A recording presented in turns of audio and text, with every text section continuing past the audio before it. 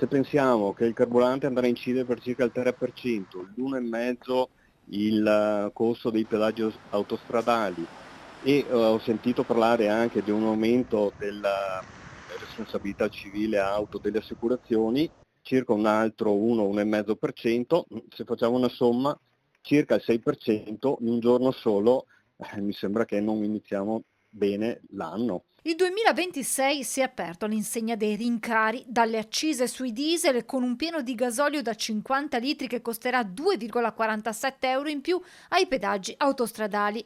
Aumenti che preoccupano i cittadini, così come i lavoratori, ad iniziare dagli artigiani che temono pesanti ricadute sulle loro attività. Abbiamo un aumento di 4,05 centesimi e quindi ogni pieno di carburante che servirà per gli automezzi dei nostri autotrasportatori andrà a incidere quindi con maggiori costi.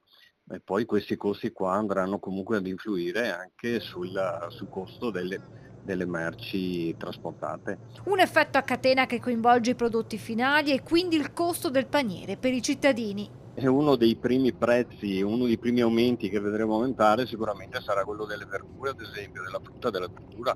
Stesso effetto a causa dei rincari dei pedaggi autostradali, ma se non si può evitare il pieno di carburante, si possono cercare alternative alle autostrade, con un aumento però delle ore di viaggio e quindi un incremento dei costi degli autotrasportatori. Ad esempio i padroncini si devono sacrificare, partire presto la mattina per risparmiare sull'autostrada. Bisogna intervenire a livello nazionale, evidenzia Fabris.